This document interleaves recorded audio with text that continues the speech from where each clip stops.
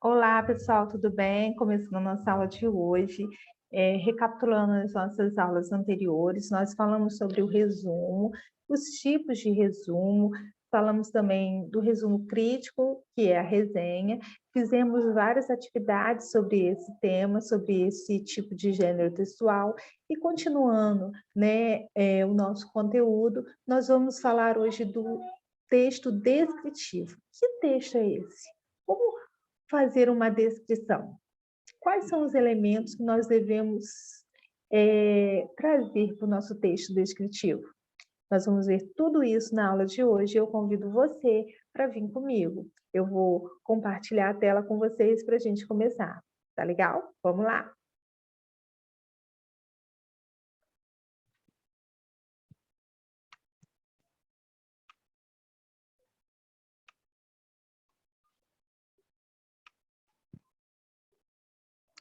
Então, vamos lá. Como eu estava falando, a nossa aula vai ser sobre o texto descritivo, e aí no subtítulo da nossa aula de hoje, nós temos a frase que diz: as diversas formas de ver e sentir o mundo. Então, o texto descritivo é um tipo de texto em que nós vamos trazer as características daquilo ou de quem nós estamos, né, descrevendo. E muitas vezes, no texto descritivo, nós vamos apresentar, né, a maneira como a qual nós sentimos ou vemos aquele determinado conteúdo ou aquela determinada pessoa. Então, para a gente começar a nossa aula de hoje, eu trouxe um texto que fala desses diversos olhares que nós podemos desenvolver, né, durante a nossa vida e que, de alguma forma, eles fazem parte, né, desse texto descritivo. Eu vou ler para vocês. Ah, esse teu olhar. Que olhar é esse que me envolve? Parece atravessar-me, como se percorresse todo o meu ser. O que vês? Quem é esse a quem diriges o teu olhar? Serei eu? Mas se for eu, não me reconheço em teu olhar. Espera! Na verdade, estou ali, mas este sou eu? Serei eu que tu vês? Ou serei eu que veja que tu vês em teu olhar? Ah, esse teu olhar! Maravilhosa experiência pulsional! Então, no texto que nós lemos, né, nós vamos perceber que o autor, deixa eu voltar, ele faz uma descrição de um olhar que o envolve, que o atravessa, né, que investiga a si próprio, um olhar que busca interpretar a si próprio, né, e que caracteriza esse olhar, né, como uma experiência maravilhosa, uma experiência reflexiva, né, uma experiência de poder se enxergar de maneiras diferentes, de maneiras distintas. Então, nós podemos pensar, né, diante desse texto, que nós nascemos com uma capacidade ímpar de ver e sentir o mundo ao nosso redor. Mas nós precisamos, né, muitas vezes, desvendar esse mundo ao nosso redor. E é importante a gente pensar em como nós escrevemos e interpretamos as coisas que nós contemplamos, né? Porque muitas vezes isso vai nos ajudar a crescer, vai nos ajudar a sermos pessoas melhores, pessoas mais críticas, pessoas mais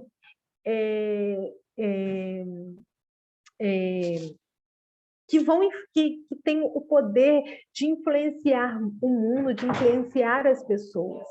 E trazendo para a nossa aula de hoje, né? É muito importante a gente fazer essa reflexão, porque na medida que nós crescemos, que é a segunda pergunta que está aqui na nossa aula, à medida que nós crescemos, nós vamos adquirindo uma relação de identidade, ou não também, né? Mas nessa relação de identidade, conosco, com os seres que nos rodeiam, nós vamos incorporando várias interpretações distintas e que vão fazer parte do nosso mundo, vão fazer parte do nosso crescimento, do nosso desenvolvimento. Quando a gente é criança, né, nós vemos o mundo de uma maneira, de uma determinada maneira. De uma maneira pura, de uma maneira livre das interpretações, né? Se nós não ficamos limitados a determinar as coisas, a querer conceituar as coisas como elas são ou como elas deveriam ser, mas à medida que a gente vai crescendo, nós vamos adquirindo novas maneiras de ver e sentir o mundo. Com o passar dos anos, né, nós vamos adquirindo lentes, nós vamos utilizando, melhor dizendo, lentes para contemplar, para visualizar o mundo e as pessoas. E aí nós vamos enxergar esse mundo, muitas vezes, com a lente criada pelos nossos pais, ou pelos nossos amigos, ou pela mídia, ou pela rede social que a gente participa, ou pelas pessoas que a gente segue lá no Instagram, lá no Facebook, seja, né, a rede social que a gente segue, ou no Twitter. Então, são lentes que nós vamos adquirindo durante a nossa vivência, a lente da religião, a lente da política, né, lentes partidárias, enfim. Nós vamos interpretando as coisas conforme os valores que nós vamos recebendo e dos valores que nós vamos adquirindo durante a nossa caminhada.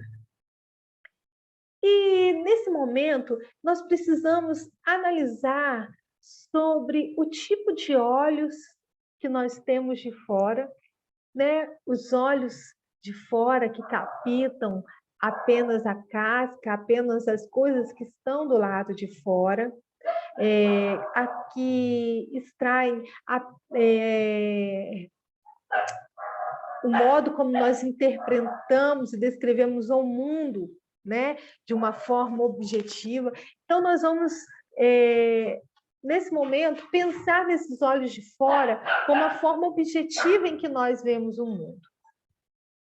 Por outro lado, também, nós podemos pensar nos olhos de dentro, que são os olhos em que estão visualizando a vida e o mundo de uma forma subjetiva. Isto é, os olhos de dentro são aqueles em que irão revelar a nossa opinião, os nossos sentimentos, né, sobre aquilo que nós queremos descrever. Então, diante disso, diante dessa primeira discussão, né, dessa primeira reflexão, na verdade, né, dessa primeira reflexão que nós estamos trazendo para a nossa aula de hoje, eu trouxe o conto Afinidades, que tem como título Olhos de Dentro, para a gente falar um pouquinho sobre esses olhos de dentro, esses olhos subjetivos, né?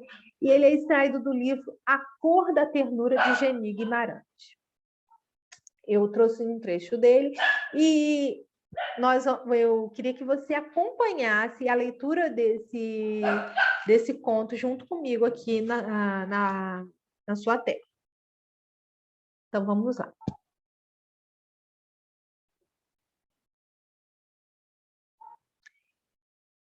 Entendeu agora? Você que nunca procurou saber direito dos olhos dos outros. Não é destes olhos que eu falo, é dos olhos de dentro. Entendi. Mas eu sempre pensei que as outras pessoas e bichos nem soubessem desses olhos de que você fala. eu não é querendo ser sabida como os animais, sabia? Não falava porque, não dá para contar agora, é uma história muito comprida. Bem, agora vou ligar para você. Bem, agora vou ligar para você e para ele. Mas ele não sabe brincar. E você, sabe? Brinca de quê? Do quê? Todo mundo sabe brincar, até os grandes. Eu brinco de tanta coisa, de ver, de falar com as crianças, de gargalhar com os olhos. Você sabe do que eu falo? Sei. Nunca na vida pensei que você fosse tão sabida. Me ensinou num instantinho essas coisas de ver. A aranhinha remexeu-se. A conversa está boa, mas preciso ir. O Zezinho chorou no quarto ao lado. Olhei para minha amiga, meio indecisa, mas ela, sabida, ajudou-me. Vai lá, gostar. Saí correndo. Ele estava pelado, esperneando. Segurei suas mãozinhas e agasalhei-as entre as minhas. Silenciou, ficou na mudez, absorvendo meu afago. Eu pensei que você não ligasse para mim. Deus me perdoe, mas eu até achava que você era cego por dentro. Desculpe, sempre fui meio besta mesmo. Mas daqui por diante, nem vou ficar triste se os grandes não tiverem tempo.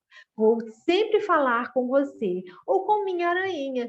Se você estiver dormindo, se você também precisar dela, está às ordens. O Zezinho abriu a boca, engoliu minha oferta, estalou os lábios diante do gosto gostoso. Sorriu. Seu hálito veio impregnado de perfume de primeira vez. Bom mesmo foi ter amigos, não amigos de passos paralelos, com os quais eu só podia falar coisa pensada e repensada para não assustar. Gostoso foi ter plenitude de voz e atitudes, falar do que quisesse, ter a resposta para tudo e acreditar que tudo era possível, um mundo simples e aberto. Um dia eu precisei saber quem teria feito o trinquinho na portinha da casinha da lua. Psiu! Chamei.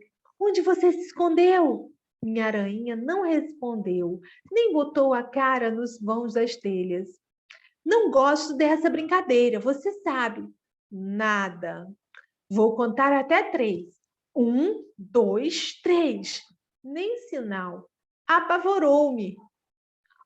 Olhos arregalados. Revirei todos os cantos do telhado. Não a encontrei. Empurrei a porta e vi, achatada no batente, pequena, sem cara, sem pernas, seca.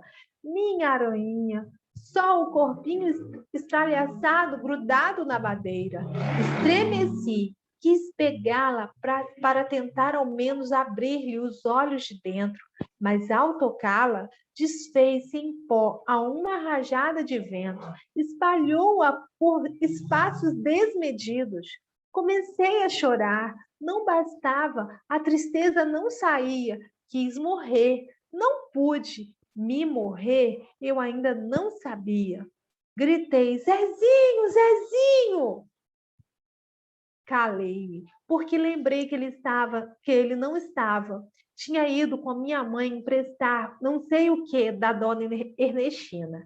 Saí do quarto e sentei-me na escada para esperá-lo e pedir socorro. Mas quando ele chegou, lembrei que não poderia dar a notícia assim de qualquer jeito. Criança é fraca, eu sabia. Enquanto esperava o momento oportuno, uma dúvida terrível me assaltou. Zezinho, você acha que no céu tem comida de aranha? Xi, não sei, respondeu ele sem me olhar. Senti que seus olhos internos, como os olhos dos outros, olhavam agora para outra direção. Vesgos se desviaram do meu rumo e me deixavam, desde então, órfã de afinidade e crença. Quando eu perguntava de que cor era o céu, me respondiam o óbvio: bonito, grande, azul, etc. Não entendiam que eu queria saber do céu de dentro. Eu queria a polpa, que a casca era visível. Por isso, foi que resolvi manter contato com as pessoas só em caso de extrema necessidade. Então, né, a gente pensando no texto, a autora ela traz essa reflexão sobre os olhos de dentro. O que seriam esses olhos de dentro? E ela questiona isso na vida do seu irmão. O que seriam esses olhos de dentro que ela buscava enxergar e seu irmão e as outras pessoas ao seu redor não tinham a sensibilidade que ela tinha desses olhos de dentro.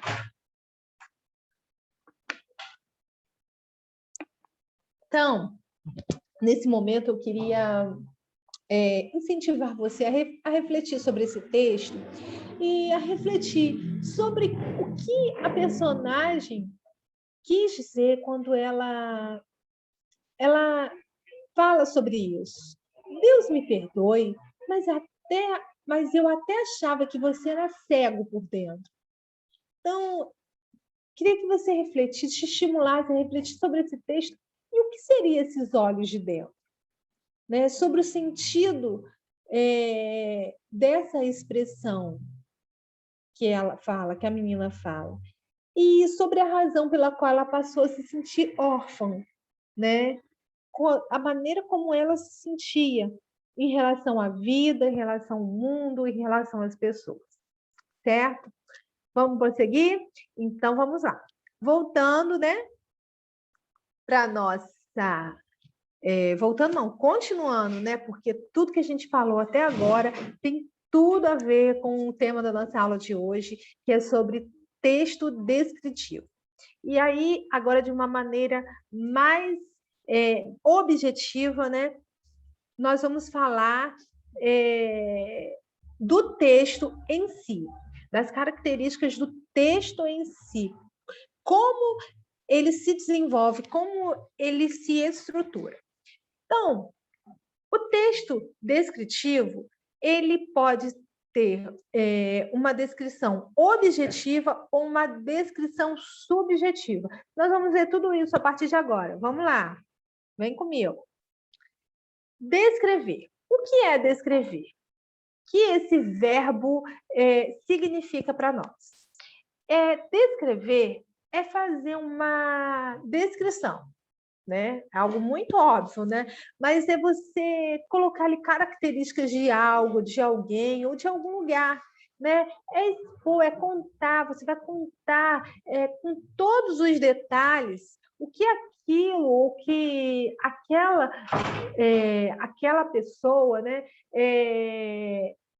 Ou faz, você vai descrever, né? Então, eu trouxe aqui um exemplo do Cristo Redentor. Né? O autor desse texto, né, ele foi né, teve o objetivo de falar sobre Cristo Redentor. E aqui nesse texto, ele coloca, né, as principais características do Cristo Redentor, onde ele está localizado, o que essa imagem retrata, o local local geográfico onde ele está, né, a cidade, o país, o material em que é feito essa imagem. Então, o texto descritivo, você pode perceber que ele usa de detalhes, né? Quando ele cita que a estátua ela tem 709 metros acima do nível do mar, então ele usa de certos detalhes para estruturar o seu texto. E esse texto descritivo, ele pode ser o quê? Ele pode ser um texto, ele pode ter uma descrição objetiva, né? E uma descrição subjetiva, que nós vamos ver logo após. A descrição objetiva, ela expõe as características físicas, visíveis, aquilo que se vê do objeto, do lugar ou da pessoa. Lá na descrição do Cristo Redentor, o autor estava descrevendo o que ele via, o que estava nítido aos olhos dele. Porém, se ele, né, falasse, né, sobre o Cristo Redentor de uma outra forma, então não seria, né, uma descrição objetiva.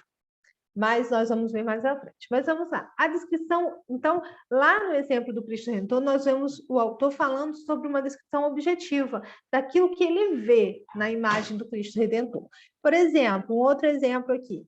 A mulher era magra, tinha os cabelos curtos, usava uma saia florida com uma blusa preta. Então, nós observamos aqui que, nesse exemplo, é feita uma descrição objetiva daquilo que se está vendo, das características físicas e da aparência, né, daquela mulher, daquela determinada mulher.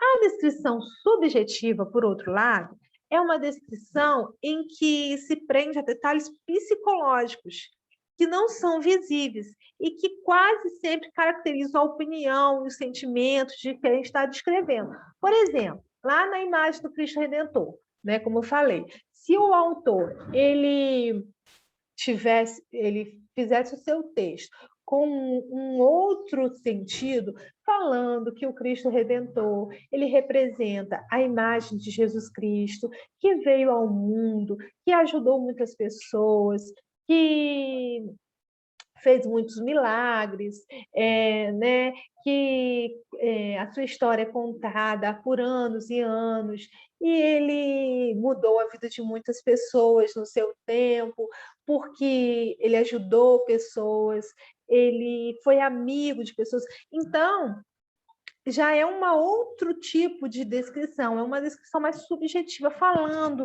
de quem era Jesus na sua essência, daquilo que ele, do amor, da bondade, da sua cumplicidade, né, do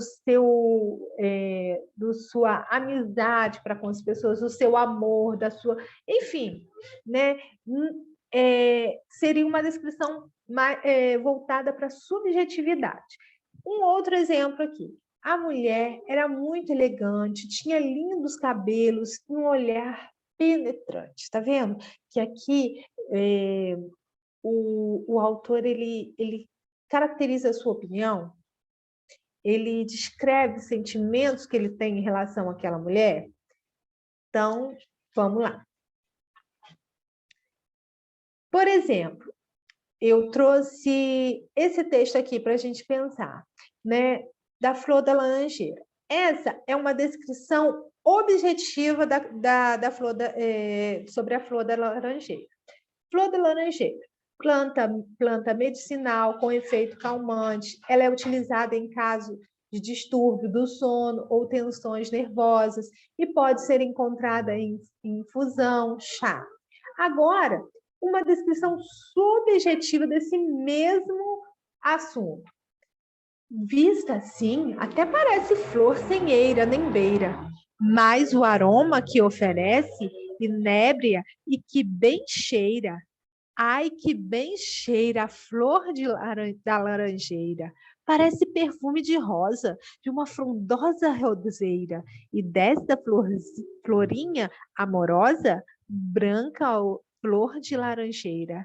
Ai, que bem cheira a flor de laranjeira. Percebe que no outro texto ela foi subjetiva, olha, a flor de laranjeira serve para isso, e ela é medicinal e tal, tal, tal. Mas aqui o autor ele já coloca uma certa sensibilidade, uma certa emoção no seu texto, um certo pensar dele sobre a flor de laranjeira, certo? Então, o texto descritivo, ele apresenta um observador. Ele pode ser um narrador, pode ser o personagem, naquele texto que nós vimos dos olhos de dentro, né, da menininha lá com a aranha, nós vemos a personagem, né, fazendo uma descrição de tudo aquilo que ela vivenciou em relação à sua aranhinha. Qualquer um que tenha feito a descrição, qualquer pessoa que tenha feito a descrição, né? É um observador, aquele que observou o Cristo Redentor, aquele que observou o exemplo, os exemplos, né, que nós colocamos da mulher. Então, sempre haverá no texto descritivo um observador. foco no objeto descrito. Então, ele tem um determinado foco. Qual é o meu foco? Eu vou descrever a cidade de Campos, eu vou dizer, né? Então, há um foco no seu texto. Presença de adjetivos ou frases que qualificam esse objeto e também adjetivos de comparação. Nós temos também a presença do uso de verbos de ligação, relato de fatos concretos, sem muita divagação, sem ficar enrolando muito, tal. Objetivo de apresentar detalhes suficientes sobre o objeto descrito, para que o leitor do texto consiga visualizá-lo, sem que seja necessário ver ou conhecer tal objeto. Então, aquele que descreve o Cristo Redentor, ele precisa ser tão preciso, que uma pessoa, por exemplo, que nunca tenha ido no Cristo Redentor, ela tenha a mínima noção que seja, né, para poder visualizar na sua mente o Cristo Redentor. Certo? E como desenvolver, né? Quais são as sequências desse texto? Né? Então, nós temos, né, a introdução, que primeiro a gente apresenta aquilo que se quer descrever. Depois nós temos o desenvolvimento, que é a caracterização. Você pode fazer a caracterização subjetiva ou objetiva da descrição. Ou você pode fazer os dois, né? No mesmo texto, você pode caracterizar aquilo que você está descrevendo de forma objetiva e de forma subjetiva. E a conclusão, né? Você vai finalizar, né, a apresentação e a caracterização daquilo que você está descrevendo. E, por fim, eu quero propor uma atividade para a gente fazer. Eu coloquei um trecho, né, de um resumo do livro Triste Fim de Policarpo. É Policarpo, tá, gente? Saiu errado aí. Policarpo, faltou o L. Policarpo Quaresma, de Lima Barreto, né? E você vai fazer uma breve descrição. Né? Você vai escolher se você quer fazer uma descrição objetiva ou uma descrição subjetiva, daquilo que você entende, do que você sente do livro. Você vai fazer uma breve descrição sobre o resumo, ok? Eu vou ler com vocês o resumo para a gente terminar a nossa aula.